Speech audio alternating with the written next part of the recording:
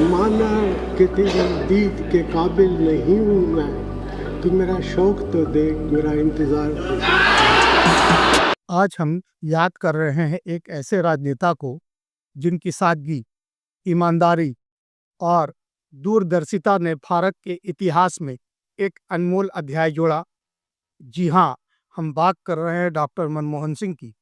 वो शख्स न तो भाषणों से तालियां बटोरने में यकीन रखते थे, न कैमरे के फ्लैश के पीछे भागते थे। फिर भी उनके कामों ने पूरे देश को बोलने पर मजबूर कर दिया। 26 दिसंबर 2024 देश के लिए एक ऐसा दिन जब उसने अपनी सबसे शांत और विनम्र आवाज को खो दिया।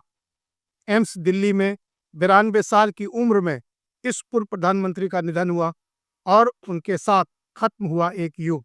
नमस्कार, मैं परवेज आलम और आप देखना शुरू कर चुके हैं the news post for you.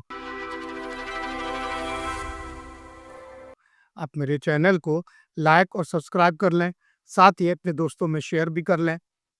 Doctor Manmohan Singh का जन्म 26 सितंबर 1932 को पाकिस्तान के पंजाब प्रांत में हुआ था।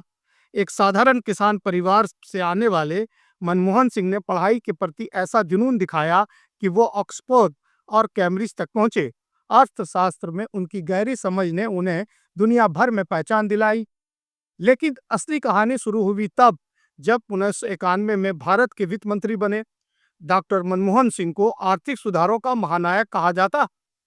याद कीजिए 1991 का वह दौर जब भारत की अर्थव्यवस्था लगभग दिवालिया होने की कगार पर थी, विदेशी मुद्रा भंडार खत्म हो चुका था और तब नरसिम्हा राव ने मनमोहन सिंह को वित्त मंत्री बनाया। मनमोहन सिंह ने जो किया उसे आज भी आर्थिक सुधारों का स्वर्ण युग कहा जाता है। उन्होंने उदारीकरण, निजीकरण और वैश्वीकरण की नीतियां लागू की।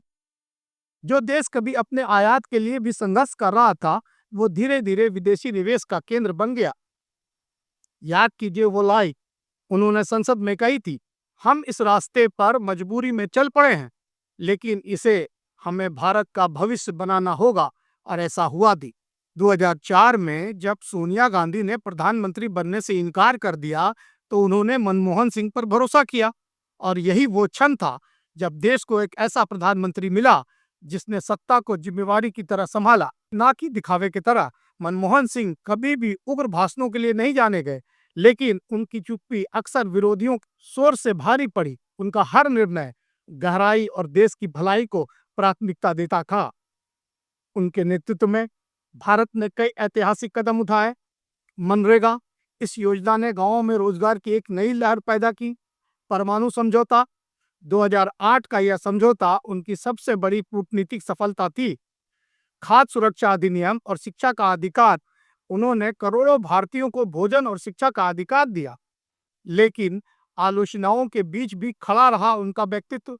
उन पर अक्सर मौन मनमोहन सिंह का तंज कसा गया। कहा गया कि वे कठपुतली प्रधानमंत्री हैं, लेकिन क्या कोई कठपुतली देश को 8-9% की डीजीपी ग्रोथ तक पहुंचा सकती है? क्या कोई कठपुतली भारत को वैश्विक स्तर पर पहचान दिला सकती है? मनमोहन सिंह बोलते कम थे, पर जब बोलते थे तो शब्दों में गहराई और अर्थ छिपा होता था। याद कीजिए जब 2014 में उन्होंने अपने कार्यकाल का अंत करते हुए कहा था, इतिहास मेरे प्रति अधिक दयालु होगा, और आज उनका यह वाक्य सच होता दिखता है। मनमोहन सिंह सादगी और नैतिकता के प्रतीक थे। मनमोहन सिंह का जीवन सिर्फ उनकी नीतियों तक सीमित नहीं था, वो उस नेता का नाम है जिसने राजनीति में नैतिकता को परिभाषित किया। उनकी सादगी ऐसी थी कि वो 10 साल तक प्रधानमंत्री रहे, लेकिन कभी अपने परिवार को लाइमलाइट में नहीं आने दिया। गुरुशरण कौर उनकी 3 बेटियों के साथ सादगी से भरा उनका जीवन सिर्फ उनकी पारिवारिक सीमाओं तक ही सीमित था। डॉक्टर मनमोहन सिंह का हर कदम, हर निर्णय सादगी और गहराई से परिभाषित था। लेकिन आज हमारे नेता इतने बड़े कैमरा जिगी बनकर रह गए हैं कि बिना कैमरे के और बिना फ्लैश लाइट के पूजा भी नहीं कर पाते। आज जब राजनीति में भाषणों की गूंज ज्यादा और कामों की गूंज कम है, तब मनमोहन सिंह जैसे नेता की कमी महसूस होती है। आज के नेताओं को मनमोहन सिंह से सीख हासिल करनी चाहिए। मनमोहन सिंह ने हमें सिखाया कि सत्ता शोर से नहीं चलती, बल्कि काम से चलती है। वो शायद कैमरों के लिए परफेक्ट नेता नहीं थे, लेकिन इतिहास के लिए परफेक्ट इंसान थे। तो दोस्तों, आज जब पूरा देश शोक में है, तब ये याद रखना जरूरी है कि उनका जीवन सिर्फ एक नेता का नहीं, बल्कि एक आदर्श का था।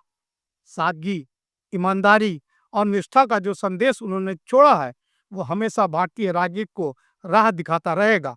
वो मौन था, पर उसकी गूंज सदियों तक सुनाई देगी। मैं परवेज आलम आपसे विदा लेता हूं।